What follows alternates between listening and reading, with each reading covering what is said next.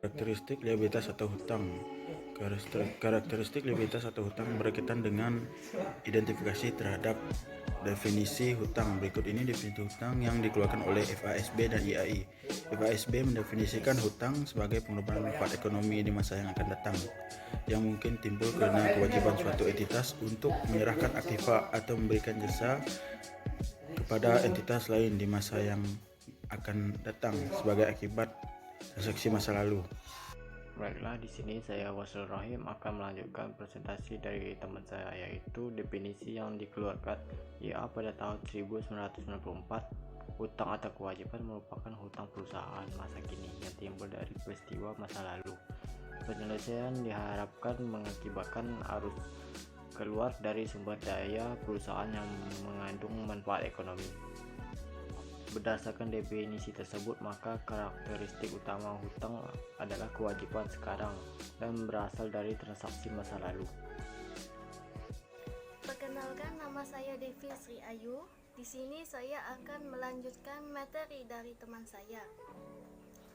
Materi yang akan saya sampaikan tentang kondisi penyebab timbulnya utang. Hutang dapat terjadi karena beberapa hal berikut.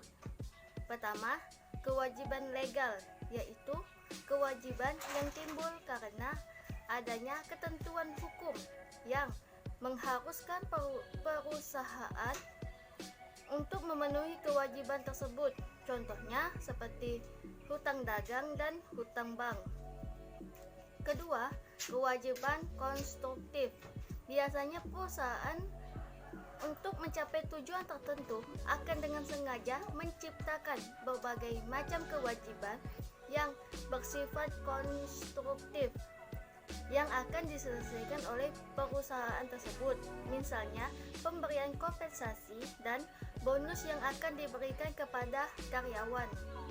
Ketiga, kewajiban equitable, yaitu kewajiban ini muncul karena adanya kebijakan perusahaan dalam pemenuhan kewajiban karena alasan moral atau etika, dan pelakuannya diterima oleh praktek secara umum. Contohnya seperti hutang garansi atau garansi atas penjualan produk. Nah, sekian presentasi yang dapat saya sampaikan. Materi selanjutnya akan disampaikan oleh rekan saya. Baik, di sini saya Gundoro akan melanjutkan penjelasan dari rekan saya. Di sini saya akan menjelaskan mengenai pengukuran atau penilaian liabilitas. Nah, dasar pengukuran hutang yang dapat digunakan adalah jumlah rupiah, sumber ekonomi yang harus dikeluarkan oleh perusahaan dalam rangka untuk memenuhi kewajiban tersebut pada saat hutang harus segera diselesaikan atau terlunaskan. Nah, pendekatan yang dapat dipakai ialah dengan menggunakan nilai sekarang dari pengeluaran kas atau pengorbanan sumber daya ekonomi untuk menyelesaikan kewajiban tersebut. Nah, dalam konsep syariah sendiri ini, kewajiban itu dicatat sebesar jumlah yang diterima sebagai penukar kewajiban atau jumlah kas tertentu yang akan dibayarkan untuk memenuhi kewajiban tersebut dalam kondisi operasi normal.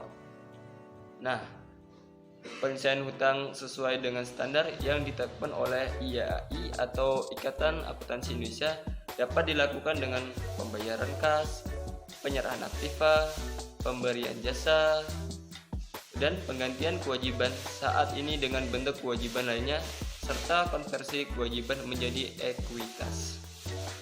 Perkenalkan, nama saya Abdul Muridan. Saya di sini akan menjelaskan kelanjutan dari teman saya, yaitu tentang penelusuran konsep hutang dalam PSAK, IFRS, dan PSAK Syariah. Provisi dan kontingensi PSAK 57. Provisi merupakan liabilitas yang waktu dan jumlahnya belum pasti dan dapat diakui jika memiliki kewajiban kini. Penyelesaiannya mengakibatkan arus keluar sumber daya perusahaan dan dapat diestimasi dengan andal. Sedangkan kewajiban kontingensi adalah kewajiban potensial yang timbul dari peristiwa masa lalu dan keberadaannya menjadi pasti. dengan terjadi atau tidak terjadinya satu peristiwa atau lebih pada masa datang yang tidak sepenuhnya berada dalam kendali entitas, atau kewajiban kini yang timbul sebagai akibat peristiwa masa lalu tetapi tidak diakui karena tidak terdapat kemungkinan besar entitas mengeluarkan sumber daya yang mengandung manfaat ekonomis untuk menyelesaikan kewajibannya, atau jumlah kewajiban tersebut tidak dapat diukur secara andal. Bismillahirrahmanirrahim. Saya Rahmia. Di sini saya akan melanjutkan pembahasan dari pemateri sebelumnya dengan judul akuntabilitas dalam laporan keuangan syariah. Utang dapat menjadi pengurang atas aktivitas yang akan dikenakan zakat. Hal ini karena utang tidak termasuk objek yang dikenakan zakat. Selanjutnya, hutang atau zakat. Kewajiban jangka pendek merupakan kewajiban yang diperkirakan akan diselesaikan dalam jangka waktu yang dalam jangka waktu siklus normal. Operasi NPWP syariah dan biasanya memiliki jatuh tempo dalam jangka waktu 12 bulan dari tanggal neraca. Dari definisi sesuai PSAK 110 tersebut, maka kewajiban jangka pendek memiliki karakteristik sebagai berikut. Yang pertama, kewajiban kini yang penyelesaiannya menyebabkan arus keluar dalam jangka waktu siklus normal operasi entitas. Yang kedua, diselenggarakan dalam jangka waktu kurang lebih 12 bulan setelah tanggal neraca. Demikian dari saya. Selanjutnya akan dilanjutkan oleh pemateri selanjutnya. Kenalkan, nama saya Muhammad Ilham Syah. Pada kesempatan kali ini saya akan menyampaikan materi konsep ekuitas secara konvensional dan syariah. Secara sintaktis, ekuitas merupakan hak residual atas aset perusahaan setelah dikurangi semua kewajiban. Definisi ini didasarkan pada pendekatan teori kepemilikan. Jika dilihat dari sudut pandang teori kesatuan usaha, maka ekuitas merupakan kewajiban atau utang kepada pemilik. Hal ini dikarenakan perusahaan sebagai sebuah kesatuan usaha harus memberikan hak bagi pemilik, sedangkan dari segi unit usaha, hak tersebut merupakan kewajiban yang harus dipenuhi. Akan tetapi ekuitas berbeda dengan kewajiban. Dalam beberapa aspek penyelesaian klaim atas ekuitas yang akan diselesaikan setelah unit usaha dapat memenuhi klaim atas seluruh kewajibannya.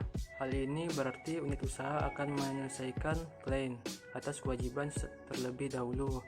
Setelah itu ekuitas. Begitu juga akses terhadap aset, operasi, dan juga keputusan manajemen. Kewajiban memiliki akses terlebih dahulu atas aset dibandingkan dengan ekuitas.